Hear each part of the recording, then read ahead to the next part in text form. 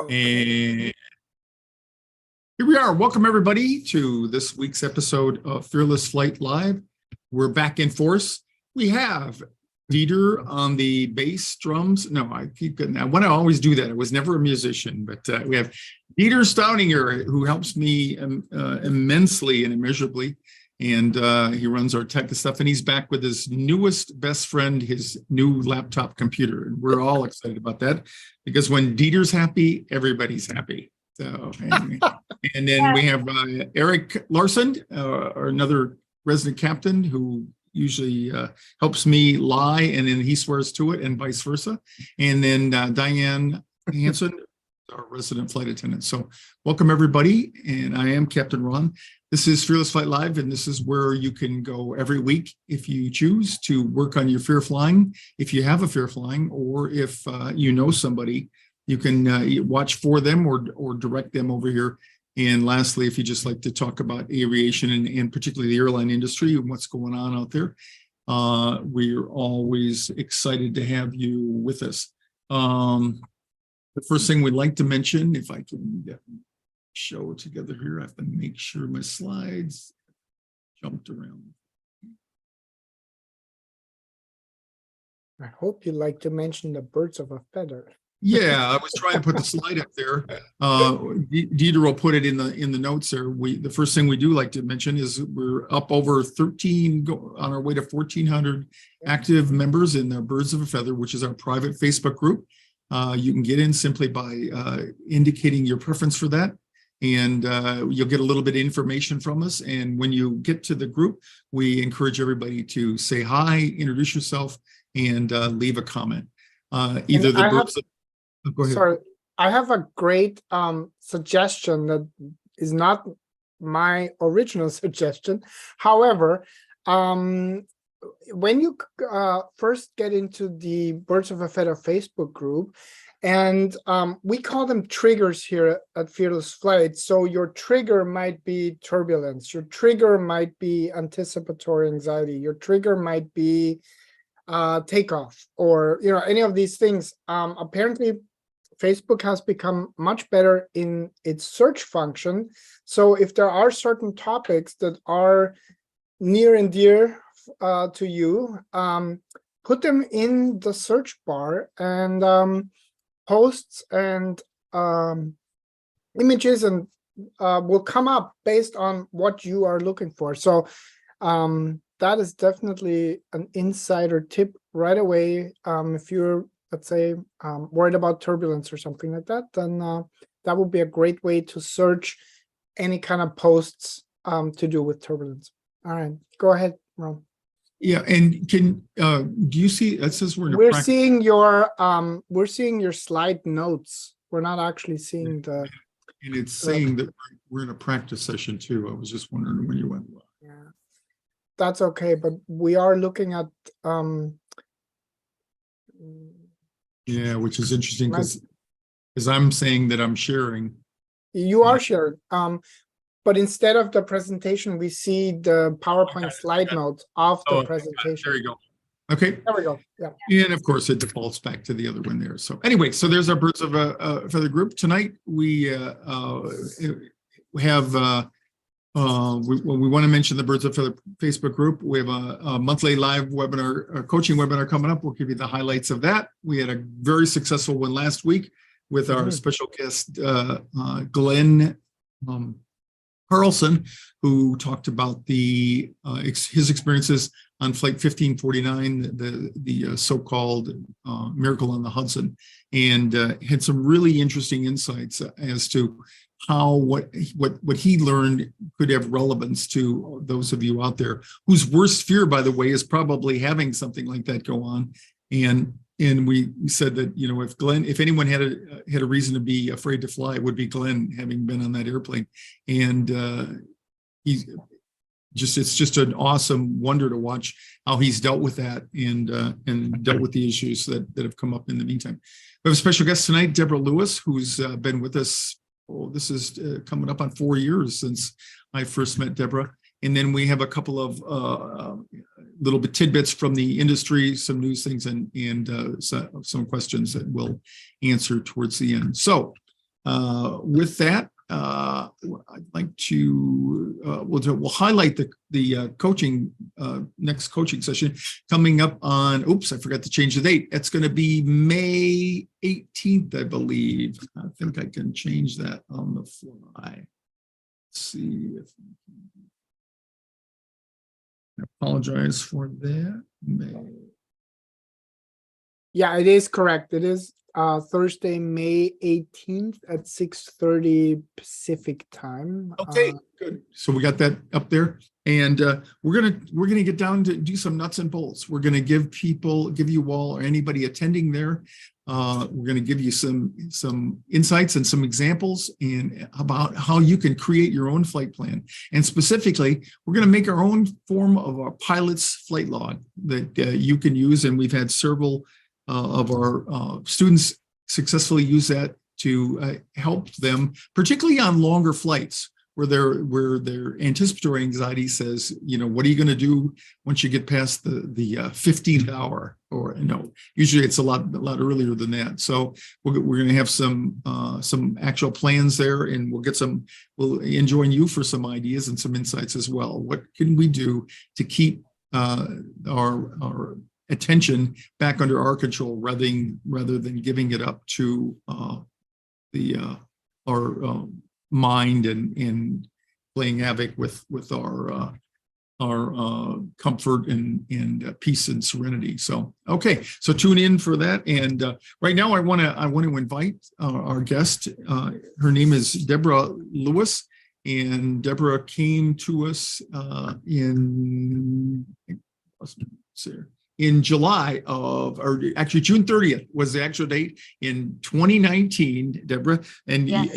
You may remember it better than I do, but I remember it very well. So you're coming from California, so you're one of our California flyers out there. So let's just talk about what was going on in your life how did you find us and a little bit of the background. Okay. Thank you for having me on, by the way.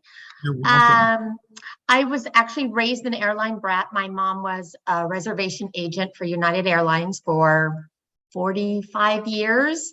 Wow. So as a child, my sisters and I were little brats. If we didn't get first class, we were not happy little children. And those were the days when you could actually, you like many of us in the industry, you could actually non-rev, which means you could travel space available because there were seats that were empty from time to time. Yes, and it all depended on the employee seniority. So, and back in those days, we had to wear pantyhose and dress so nicely in case we get first class. And my mom would go up to the podium and she'd come back with the tickets for space available. And my sisters and I were just brats if we didn't get 5 first class seats for all of us. Yeah. So my two children were very similar. It was like that you get spoiled, and then when you do get first class or something, then it makes it even worse the next time, right? Yes, I know. And we loved it. We would go to Hawaii, New York all the time. So I had no fear. And then when I got in my late teens, something set in. I refused to fly. And then something clicked out in my early 20s. And I told my mom, hey, can I go anywhere in the world? And for 5 years, she took me anywhere I wanted to go in the world. I went to Australia, China, Japan. And then it clicked back in again, whatever this really interesting. Interesting. Yes. And when you say it, what was it that you began to notice? Was it anticipatory anxiety? Well, I have a lot of anxiety as it is. Yes. Okay. Anxiety, takeoff and turbulence are my triggers. I do not like takeoff and I do not like turbulence. So when we planned a family trip to Hawaii in 2019, I was freaking out and researched, and that's how I thankfully found you guys.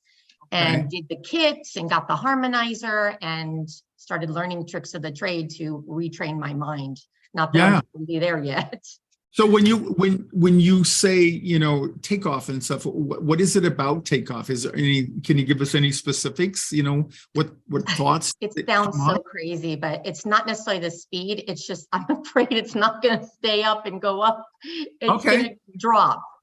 And that's something that I was not familiar with until I started working with people 35 years ago. I thought, well, maybe they're afraid that it won't get into the air, but I found out that their fear continues. So first, you're worried it won't get into the air, and the second thing is you're worried it won't stay in the air. Yes. And it's the same forces. If it gets in the air and the engines are working, you got it made. That's it. Do you, this is something that just popped into my mind. This is another thing, and see if you had this fear. Do you, when you're taking off and the noise and the vibration, does that play on you a lot? Yes, very much so. That's when the harmonizer is completely on and I'm locked to my husband's arm and I just wait to hear that ding that we're at 10,000 feet. Sure. And do you, when the airplane's actually taking off, do you have a sense that the airplane is kind of struggling to get in the air? Or and that's another thing that totally surprised me, because people would tell me, they say, I have this feeling that the airplane is straining to get into the air. Yeah, because it sounds like it. It sounds like it's really trying really hard. Yeah, and then you hear the engines kind of slow down, and you're like, oh, why did he turn them down? We need them. Right. And so the dynamics of that, and I always felt that that's what it was. It was the noise and stuff. But, of course, the airplane, it doesn't care. It doesn't even know it's flying, it just does what it's going to do. But that is interesting that people, transfer that kind of an anxiety feeling onto the airplane, like, oh my gosh. And with that, it makes perfect sense. If you're thinking that the airplane even is in doubt as to whether it's going to get in the air and stay in the air, it makes perfect sense that we would get caught up in that. So, and the thing for anybody listening out there, the sensation and the sounds that you talk about, we don't always take off at full takeoff thrust. We can derate the thrust a little bit depending on what the load is. If we're at the right next to the maximum weight that we can take off with, we'll more than likely take off with full thrust. And when we do that, as soon as we get airborne, I mean, that thing accelerates continuously for the next minute from what it was on takeoff. And once we get to our climb speed, which is right around 250, I'll say miles an hour, but it's really knots. Once we get to that speed, then we do, first thing we do at 1,000 feet right over the end of the runway, if we took off with maximum thrust, we pulled the throttles back about 3% or so. It's a very small amount. But that noise and vibration that you didn't like initially, you become used to in that minute, right. And then, like you said, when it changes, when it decreases in noise and increases in intensity and all that, then the sensation is, oh my God, those guys turned off the engines or something. Why is he slowing down? That's not, you don't slow down when you're up here.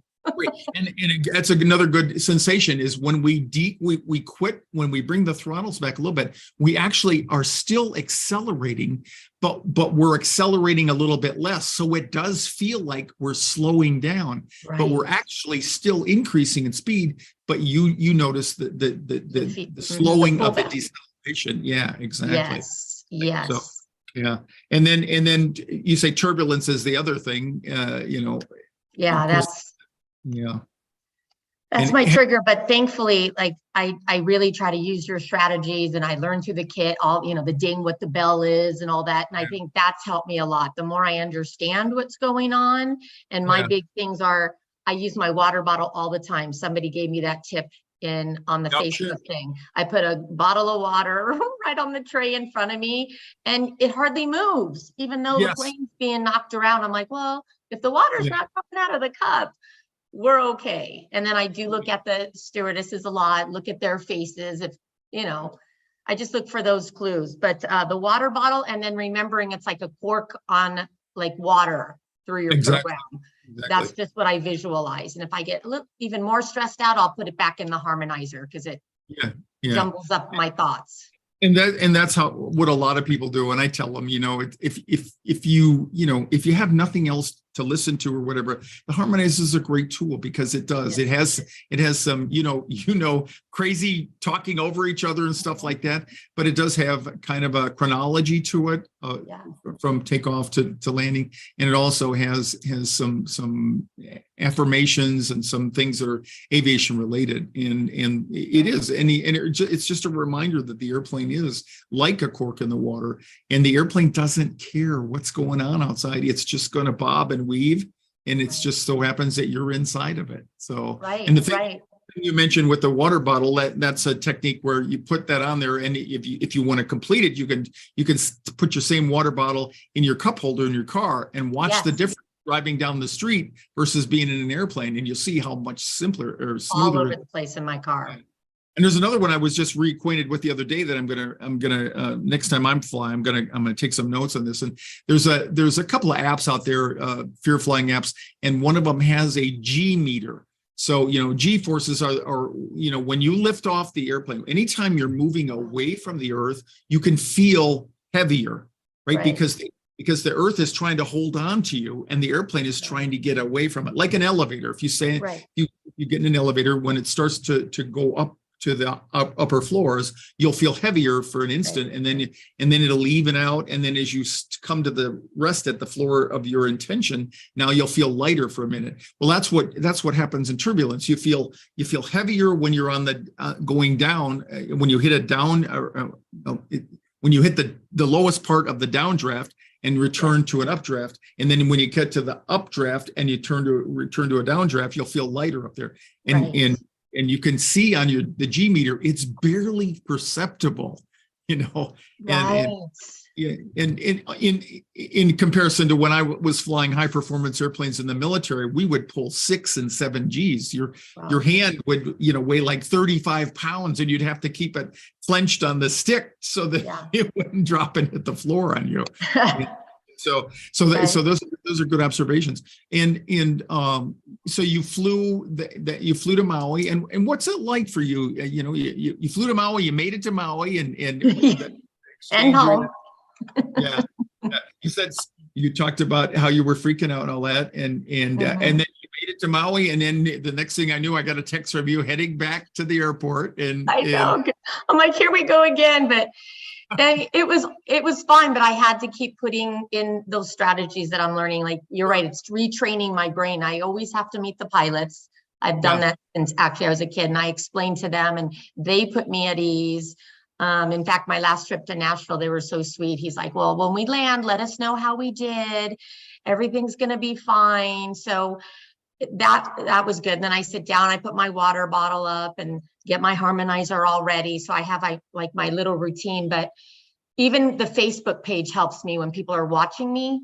For some reason, that gives me calm, that I know somebody's watching me. I'm not just up there all by myself and nobody's going to notice if I'm gone. That's one of the first things I noticed when I looked at other support groups for fear of flying. Everybody seems to feel better knowing that somebody says, I'll keep an eye out for you. I'll watch you on FlightAware and all that. But I think that just points out, we feel connected to people. Yes. Yes, because up there, I kind of feel like, okay, if we disappear, nobody's going to, which is of course not true, and I think technology in these apps, like I look at the weather and you can see the pilot going around the storms and just kind of getting in touch with everything that has to do with the trip, and has helped me a lot. And the Facebook page, like I just went to Nashville and I had my Facebook hacked, and I'm like, oh my God, I'm not going to have anybody watching me, When you fly, Deborah, like do you, what kinds of things do you do? Like when you went to Nashville, do you if they have the flight progress video, yes, if you tap into their entertainment and watch it, do you keep track of that? I keep track of that. I usually use the ones on my phone, and sometimes I'll look at the one on there. Some of the ones on my phone, like FlightAware and stuff, are great. I was going to tell you, before I go, I always go to FlightAware and I put in the flight number and I watch that plane. I'm like, well, it happened 10 times to Nashville in the last 10 days, now it's my turn. So I have to watch that flight going back and forth a few days beforehand, just to get that monkey off my back, that this is not the first time that this plane has done this. Right. And that's another thing that I've heard over the years, is people tend to do that. FlightAware is probably one of the biggest followings of it relative for people who are afraid to fly, because it's just incredible that the detail and stuff that's provided in there. When you went to Nashville, how many days did you spend there roughly? We were there 6 days. 6 days, okay. And when you're on the ground, do you notice some peace when you're there, or do you start? Oh yeah, totally. I purposely try not to think about it until maybe the day or two before, and that's when I start looking at the plane. Sure. And then I'll try to just don't worry about it. Don't worry about it until it comes. And then when the morning comes or the day comes, then I just put my strategies into play. And that seemed to have worked. I mean, it wasn't, as my husband says, how was it? How was it compared to how? And it was fine. It was Sure. fine. And like your program has said, the more you do it, and that's why I'm pushing myself. Okay, Yeah. we're planning our next trip already because I just have to keep doing it because I'll shy away from it. I know myself. Yeah, yeah. And the I was going to say the I offer to people, if you need to talk, text me or call me. Yeah, you're wonderful about that. Even they're texting. I couldn't believe it. I mean, to have your personal texting number, you're like, it's okay. I'm like, oh my God. If he says it's okay, it's okay. Yeah. And it's just, again, it's just a Wonderful. connection. Yeah. But I do like the fact that you meet the crew, the pilots and stuff like that. Yeah. A lot of people are they're intimidated by that if they've never done that, and the Yeah. people, everybody that I get that was, kind of hesitant, and they when they give me feedback, they say, oh my gosh, that was the best thing I could have done was talk to the pilots. Because even if they're not completely sympathetic to you or don't understand it, they'll usually, lay themselves out there and answer questions. Yes. And it's going to be like and all that. I had one person in the last week or so or the last couple of weeks that had a flight attendant that, maybe she'd been on the road too long or something, and she wasn't, but sometimes it's just people have different personalities, and oftentimes the people, the flight attendants that take the front position in the airplane tend to be more take charge kind of people, because that is kind of an opportunity for them to direct, what's going on and all that. And so sometimes they're not as they don't seem as personable, but they really are. So when you Right. talk to them, and I have a client I'm working with in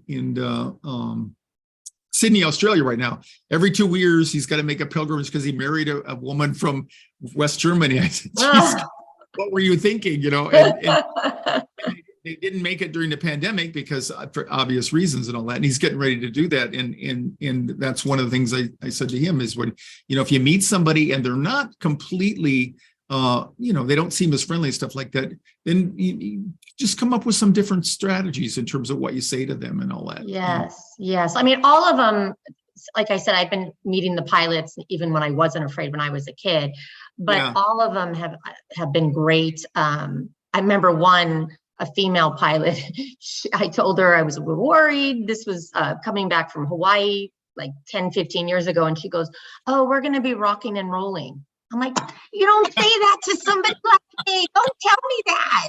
I get it. Right. Honesty is the best policy, but I don't want to know that. But, Right. And when I became afraid, when I was in my teens, my dad gave me a feather. So I always keep my feather. He has since passed, but I always keep my feather. So I just have little tricks that I have to, maybe I'm obsessive compulsive. I just have to do my little tricks and it gets me there and it gets me back. How do you use the feather? Well, he was like getting like Dumbo had the feather to fly. Oh, got it. So I just keep it in my wallet. Oh, that's cute. That's cute. Yeah, yeah. We probably need to come up with a glossary for crews that are not familiar with the fact that people back there are anxious sometimes, like rocking and rolling. We probably need to come up with that, because I'm sure what she meant, in her it was kind of we're going to be bouncing around, That's what she meant, and I'm like, yeah. And she yeah, right.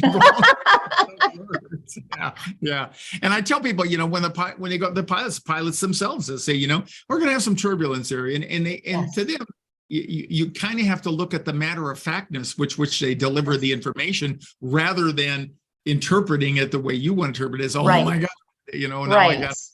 They're letting you know. And I wanted to say, as far as stewardesses go, I don't think the job is what it used to be. And so they're under a lot more stress nowadays.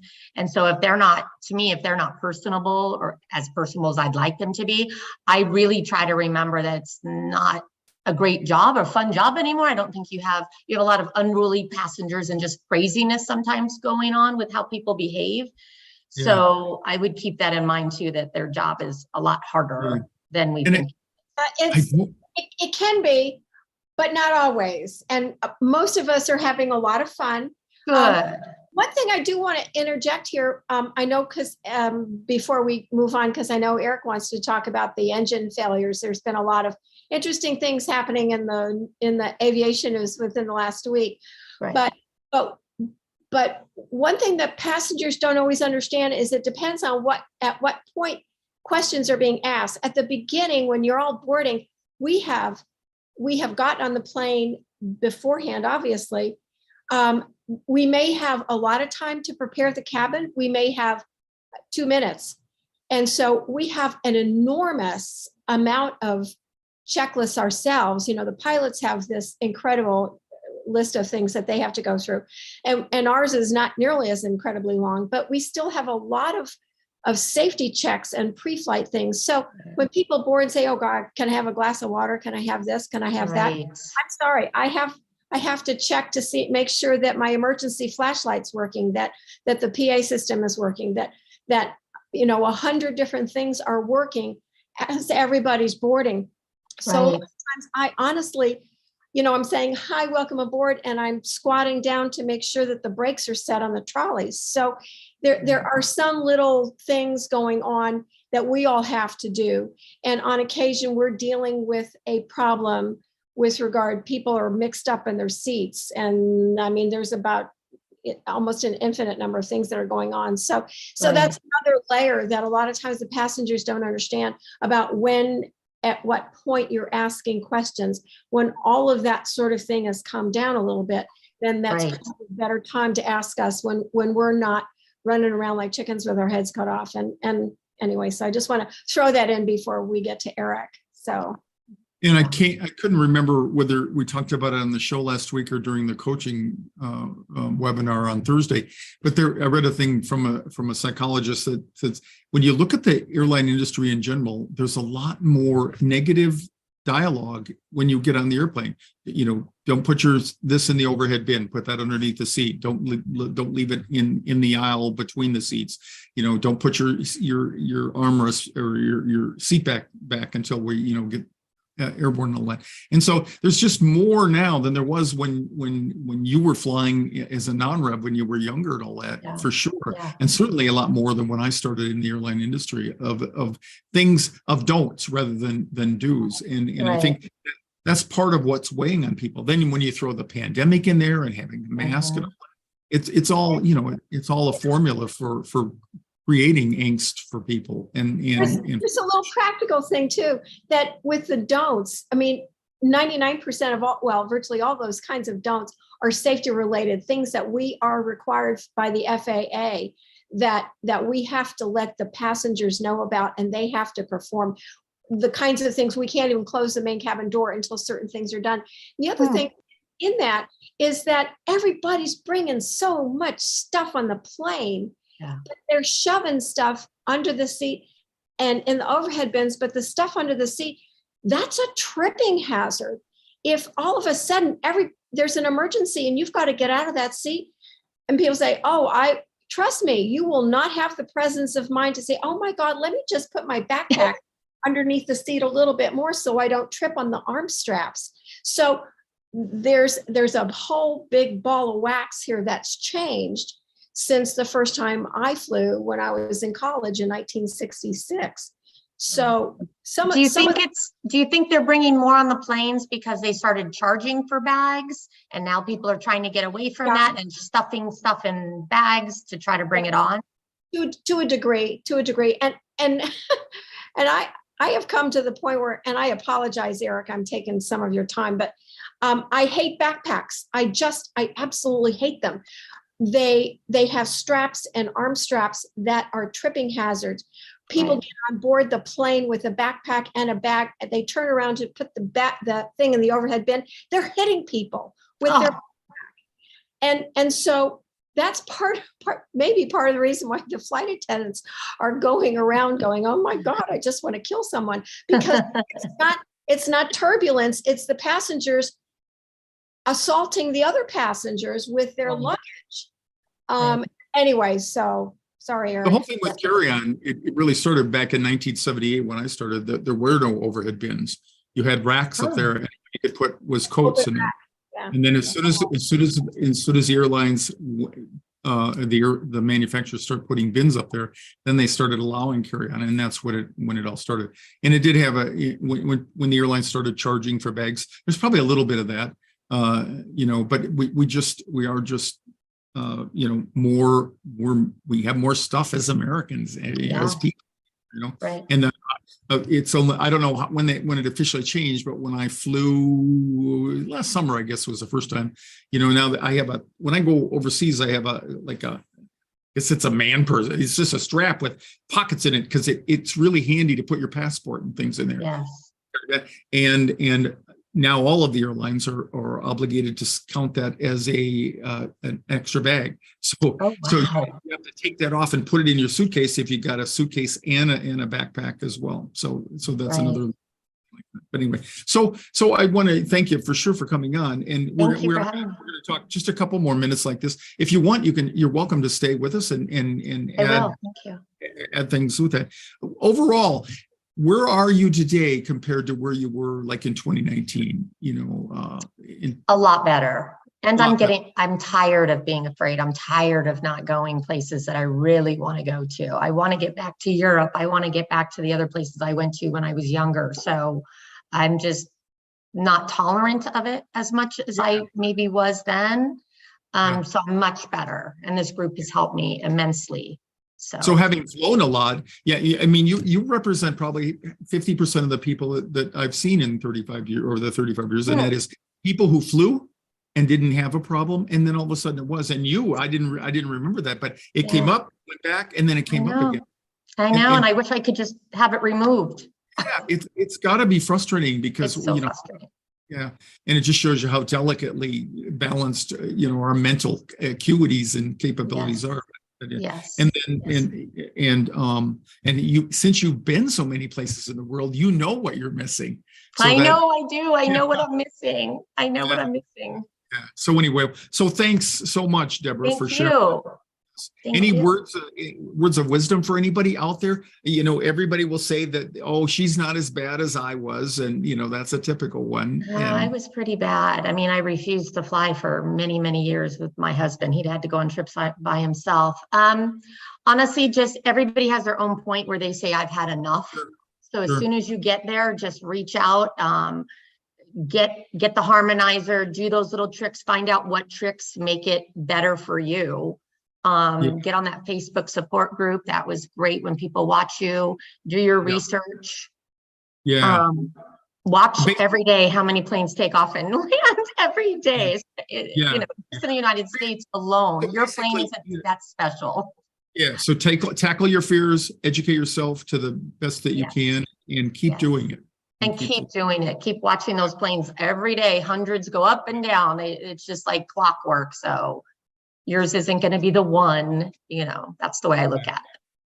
Well, thanks. And continue to stay with us if you want, and feel free to comment if you have something. One of the things I wanted to mention, we were talking about before we got together tonight, was there was an article that I saw just 2 days ago about said the secret code. And of course, it makes a great title in an airline ad or in a newsworthy ad. And we talked about this one flight attendant from Virgin Atlantic who said that she was revealing something that was a secret, at least amongst Virgin Atlantic, and that was that they referred to people who had a fear of flying as love. And Diane has never heard that, nor have I or Eric over the years. But I think regardless of whether some airlines are more sensitive or not, basically the airlines just don't do much for that. ValueJet and I think British Airways still has a program a couple of times a year. But one of them is in London. They used to have a program in New York twice a year. But I think ValueJet or EasyJet over in England, and so their classes are just in the UK over there. So there's the airlines pretty much just don't acknowledge that. It's not that they don't care; they just don't see that as an issue for them, and they got too many other fish to fry. But there are, we know that there's probably 60 to 70 million people out there like you all watching that have some anxiety. So, well, Eric, so You're not going to talk about crazy stuff we don't like to hear, right? Well, Actually, lots of people want to hear. I see the Yeah, comments. scare we everybody. had a lot of inbound comments, and it looks like we waited for this long to get to it. So for those of you that are still here, there were a couple of issues this week, to say the least. One of them was a picture of a cell phone video taken by a fellow of an American 320 or 321 on final approach to Columbus that hit a bunch of birds and had what we call a compressor stall. And it was interesting because the guy taking the video didn't know that much about airplanes, but he talked about hearing it before he saw it with boom, boom, boom, boom, boom. And they ingested a bunch of birds. And when you do that and mess up a lot of them, mess up the flow into the engine, there'll be a banging sound, a loud banging sound. And there were flames shooting out the back of the engine because of the interrupted air and fuel flow. And the crew highly likely shut it down. But generally, when you retard the thrust to idle on a deal like that, it's fine. And the airplane was fine. And they were high and had a lot of energy and light and on final approach. So as horrible as it looked, training wise, it would have been an easy thing for the crew to handle. So that was the first thing I wanted to get to. I hope that answers questions about that. The second one that was kind of graphic was a passenger filming cell phone video of another American 321 taxiing out with lots of flames coming up from under the wing. The unusual part of that was that the engine was already started. They were already taxiing. It's possible they could have just started it and there was some pooled fuel in the back of the engine case that lit off. From what I'd heard around from the company guys was that the video was for a few seconds and the crew did shut down the engine and it stopped. And if you're going to fire a fire bottle on the ground, it's very effective because there's no airflow coming into the front of the engine. But the other important thing to remember is the engine fire and overheat pickups for indicators are deep within the core of the engine. Certain pickup points are buried within the engine where that sort of thing is most likely to occur and be very serious, whereas pooled fuel in the back of the engine case is not as serious. And it's possible that the crew really had no indication of it, although I'm sure the flight attendants would have shortly called them and with a stream of F-bombs explained that there was an F-bombing fire in the F-bombing engine, and they would have said, oh, which one, if they didn't have an indication. But apparently they did shut that down fairly quickly, and it wasn't an issue, but it was certainly a graphic video. And Dieter sent to me a question that was in chats earlier. That was actually a very good question. Real quick, but that airplane, just to, like you said, they were probably starting it on the way out, the may have been, and they were nowhere near takeoff. So it wasn't, it was before they went back to the gate. And normally we'll do a thing like that, taxi out on one engine. You don't need all that thrust, just a taxi. And so the start was probably being conducted right there. So I hope that helps some of you out. Dieter sent me a question from one of the viewers that was that in Birds of a Feather, Dieter? Yep. It was a very good question. And I don't know where the person got the flight path trace, but all of you people, as I like to say, have great big brains on you and are very resourceful. It was a flight originally intended for Washington Reagan. Is that right, Dieter? And it diverted? Yeah, I'm gonna do my best and try if I can. Do you guys see the? I was going blind looking at my phone. Yep. Okay. So the person asked, and this is a great slide to have both sides of.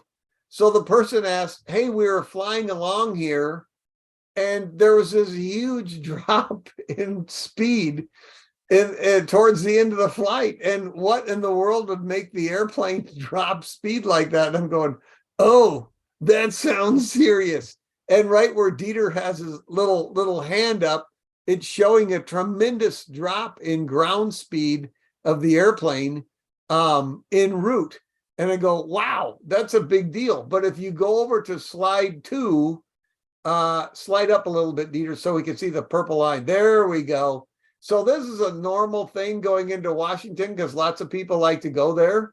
The traffic will get balled up and they'll make the airplane do one or more turns in holding.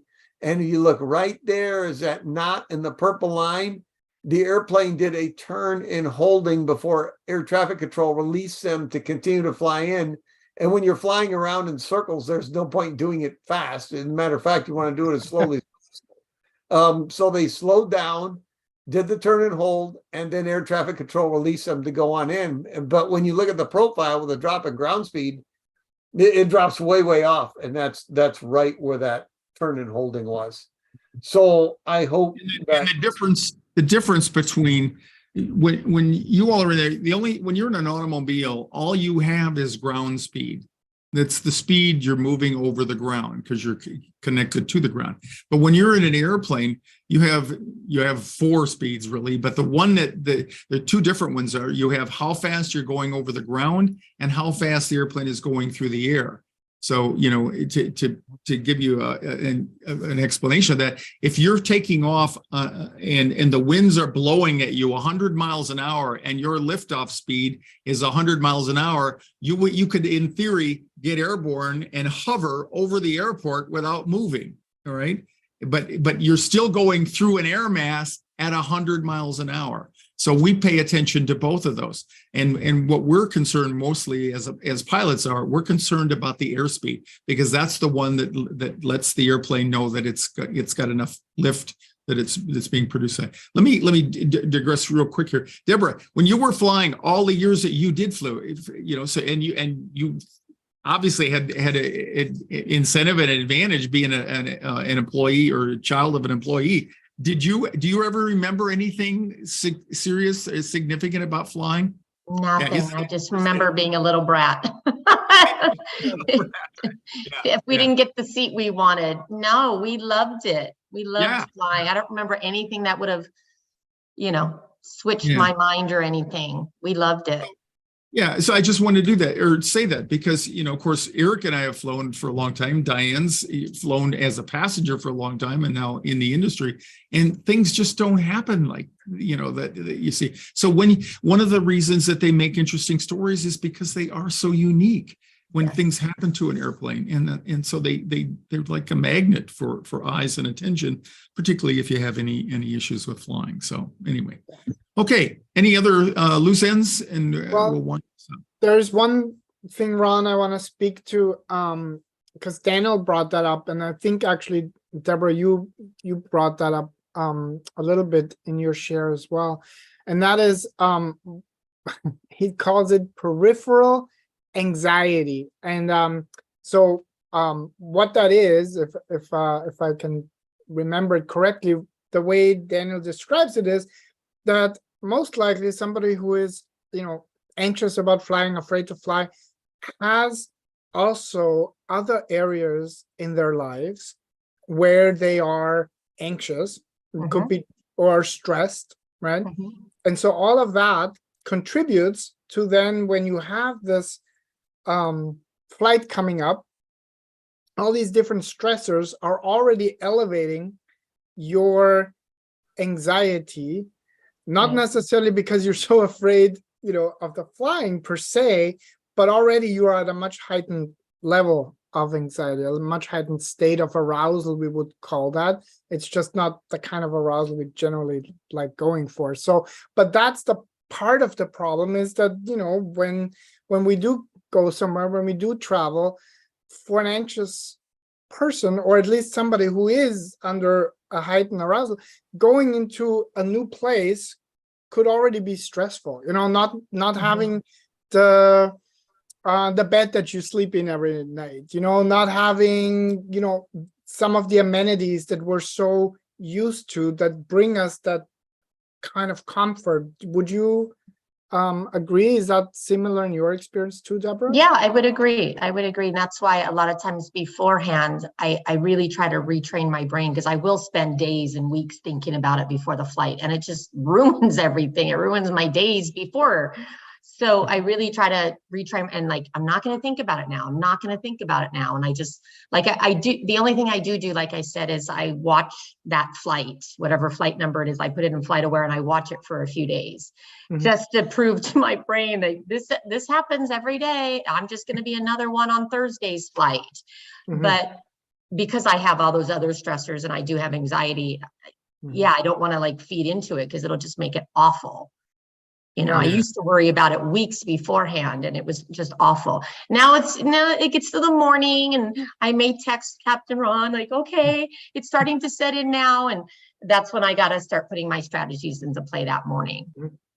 So that's why we recommend that, you know, you can do, first of all, you know, I had a caller a couple of weeks ago and she did a 15-minute call and she gave me feedback at the end. She said, I had no idea.